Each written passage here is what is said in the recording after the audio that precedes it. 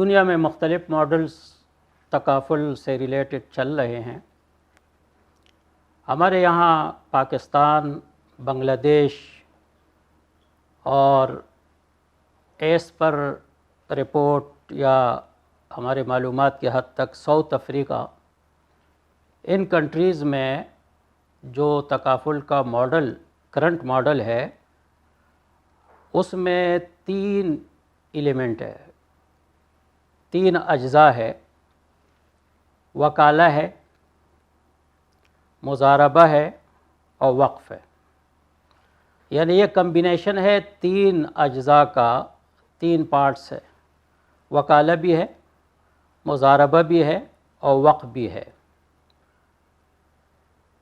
یہ 3 کنٹریز یا 3 جو وہ ہے کنٹریز ہے، ممالک ہے، یہاں پہ جو تکافل ماڈل ہے یہ بیس کرتا ہے وقف پر. وقف ایک تبرع ہے. تبرع کے معنی ہیں کہ ایک بینیفٹس آپ گین کریں، ایک فائدہ آپ حاصل کریں، چاہے سروس کی شکل میں ہو، چاہے کسی کمیونٹی کی شکل میں ہو، اور اس کے اگینسٹ آپ کچھ پے نہ کریں. اس کو تبرع کہتے ہیں، جس کے معنی ہم احسان کے ساتھ بھی کرتے ہیں. تو وقف جو ہے اس میں ایک چیز اللہ جل شانہ کے لیے، اللہ کی رضا کے لیے وقف کی جاتی ہے. اس سے جو وقف کنندہ ہے، جو وقف کو ایگزیکیوٹ کر رہا ہے، اس سے کوئی بینیفٹس حاصل نہیں کرتا. تو ہمارے یہاں پہ جیسے ہم آگے ماڈل میں بات کریں گے کہ یہ وقف بیس ہے، یہ نظام اصل اس کے اندر وقف ہے. جو بیس ہے، جو بنیاد ہے، وہ ہے وقف. پھر اس کے ساتھ ساتھ وکالہ بھی ہے یہ، اور مضاربہ بھی ہے. اور اگر ہم شارٹ فارم میں کہیں کہ تکافل کمپنی کس طرح ایگزسٹ کرتی ہے یا کس طرح اسٹیبلش ہوتی ہے، تو ہم یہ کہہ سکتے ہیں کہ شروع میں چند لوگ مل کے کچھ اماؤنٹ وقف کرتے ہیں. جب کچھ مثلا 5 لاکھ روپے وقف کر دیے تو ایک وقف پول کریٹ ہو گیا، ایک وقف پول وجود میں آ گیا. اس کو ہم کہیں گے وقف پول. یہ جو 5 لاکھ روپے ہے، یہ جو وقف کنندگان ہے، جیسے بعد میں ہم شیئر ہولڈرز بھی کہتے ہیں، مالکان بھی کہتے ہیں، یہ ان کے آنرشپ سے یہ رقم نکل گئی، یہ اماؤنٹ وقف ہو گئی. اب وقف کا حکم شرعاً یہ ہے کہ وہ وقف کا پیسہ ہو، وقف کی کوئی چیز ہو، کنزیوم نہیں ہو سکتی، وہ چیز رہے گی، وہ کنزیومیبل نہیں ہے. تو ایک وقف پول کریٹ ہو گیا. یہ جو وقف پول ہے اس کی ایک انٹیٹی ہے. اس انٹیٹی کو شریعت بھی مانتی ہے، لا یعنی قانون بھی مانتا ہے تشخص کو. اور یہ انٹیٹی یا تشخص جو ہے یہ مالک بنتا بھی ہے اور دوسروں کو مالک بنا بھی سکتا ہے.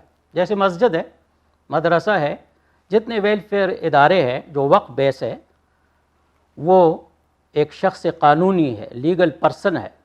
جیسے شخص حقیقی ہوتا ہے، زید ہے، عمر ہے، بکر ہے، وہ دوسرے کو کوئی چیز دے بھی سکتے ہیں، دوسری سے چیز لے بھی سکتا ہے. اس طرح وقف بھی سمجھے ایک شخص ہے کہ جو کسی کو مالک بھی بنا سکتا ہے اور مالک بنتا بھی ہے. چنانچہ جب یہ وقف پول وجود میں آ گیا تو جو واقفین ہے، یعنی جنہوں نے یہ 5 لاکھ روپے وقف کیے ہیں، ان کو ہم واقفین کہیں گے. واقفین، واقف یعنی جو وقف کو ایگزیکیوٹ کر رہے، جو وقف کر رہا ہے. یہ واقف شرط لگاتا ہے، کنڈیشن پٹ کرتا ہے کہ جو اس پول کو کنٹریبیوٹ کر کے کچھ پیسہ چندے کے طور پہ دے کے اس کی ممبرشپ اویل کرے، تو بوقت مصیبت ڈیفائن رولز کے تحت اس کا جو لاس ہے، اس کا جو نقصان ہے، اس کی تلافی کی جائے گی، اس کو کمپنسیٹ کیا جائے گا ان رولز کے مطابق. اب یہ جو پیسہ آ گیا پارٹیسپینٹس کی طرف سے یا ممبرس کی طرف سے یہ اماؤنٹ وقف نہیں ہے، بلکہ یہ اون بائی وقف ہے، وقف اس کا مالک ہو گیا۔ جیسے مسجد ہے، مسجد میں آپ نے چندہ دیا تو مسجد وقف ہے، لیکن جو چندہ لوگ دیتے ہیں، جیسے جمعے کے دن چندہ جمع ہوتا ہے، تو وہ وقف نہیں ہے، بلکہ وہ مملوک وقف ہے، وقف کی ملکیت ہے، اون بائی وقف ہے۔ اور مملوک وقف کے بارے میں یہ سمجھنا ضروری ہے کہ یہ کنزیومیبل ہے۔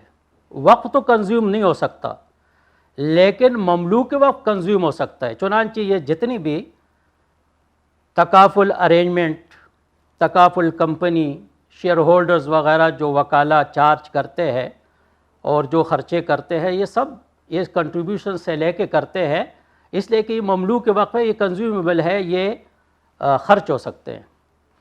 پھر اب اس وقف فنڈ کے اندر دو قسم کے اماؤنٹ آ گئی، اس ترتیب کو سمجھنا ضروری ہے۔ ایک تو وقف، ایک جس نے پالیسی اویل کی اور اس نے اس وقف فنڈ کو کنٹریبیوٹ کیا، وہ اماؤنٹ۔ اب یہ دونوں اماؤنٹس جو کمپنی کو مینیج کر رہے جو لوگ لے کے اس کو انویسٹ کرتے ہیں، انویسٹمنٹ کے نتیجے میں ظاہر ہے کہ پرافٹ جنریٹ ہوگا۔ وہ جو پرافٹ ہے وہ پرافٹ بھی اس وقف فنڈ کے اندر آ جاتا ہے اور وہ بھی مملوک وقف بن جاتا ہے۔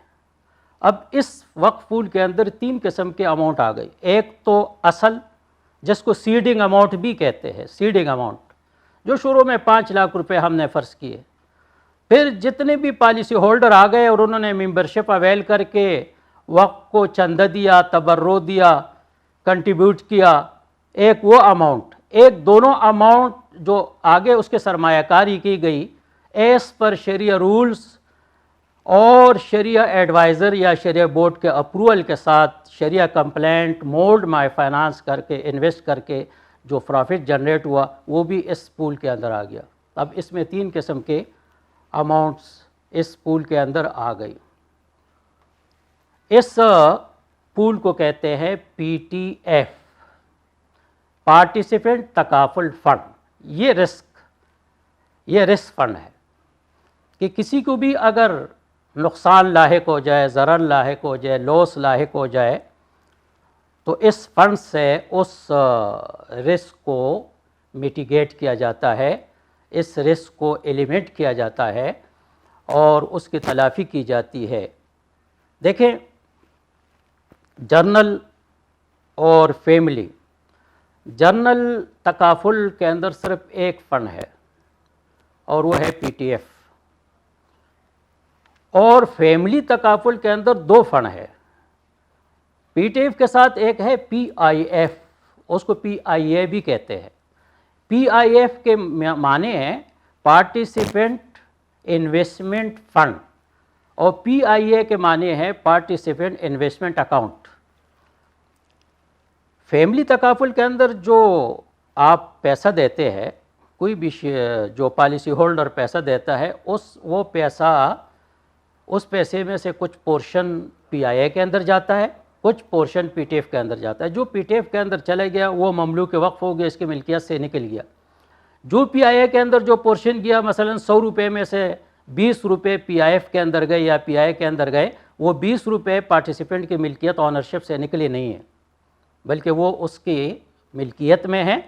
اس پر جو بھی پرافٹ آئے گا، اس میں جو ڈیفائن اس کا ریشو ہے پرافٹ میں سے، وہ اس پالیسی ہولڈر کو ملے گا۔ جیسے اسلامک میوچل فنڈ ہوتا ہے، یا جیسے اسلامی بینکوں کا مضاربہ پول ہوتا ہے کہ اس کے اندر ڈپازٹر جو پیسہ رکھواتا ہے مضاربہ بیس پہ ہوتا ہے، آگے اس سے بینک انویسٹمنٹ کرتا ہے، انویسٹمنٹ کے نتیجے میں جو پرافٹ آتا ہے وہ جو بھی ریشو پہلے سے ڈیفائن ہوتا ہے وہ کچھ بینک رکھتا ہے اور کچھ جو ہے وہ ڈپازٹر کو دیا جاتا ہے۔ اس طرح پی آئی اے کے اندر بھی یہ طریقہ ہوتا ہے۔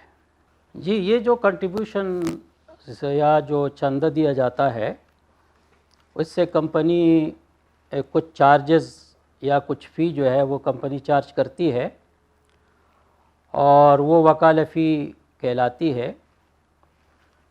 وکالہ فی یہ مختلف قسم کا ہے، اور اس میں کمپنی کے ظاہر ہے کہ خرچے ہوتے ہیں، ایکسپنسز ہوتے ہیں، اخراجات ہوتے ہیں، اس فنڈ کو مینیج کرنا ہوتا ہے، اس مینجمنٹ پہ کافی خرچے آتے ہیں، تو کمپنی ان خرچوں کو یا ان ایکسپنسز کو یا ان اخراجات کو اس فی سے ان اخراجات کو پورا کرتی ہے، اور اگر کچھ پیسہ بچ جائے وکالہ فی سے، دیکھیں ایک وکالہ فی ہے جو کمپنی اس فنڈ کو مینیج کرتی ہے، جو سروسز پرووائڈ کرتی ہے کمپنی، تو حق الخدمت جو کمپنی لیتی ہے، اور ایک جو کمپنی میں اس فنڈ کے اندر رکھی ہوئی رقم آگے اس کا استثمار ہوتا ہے، اس کا انویسٹمنٹ ہوتا ہے،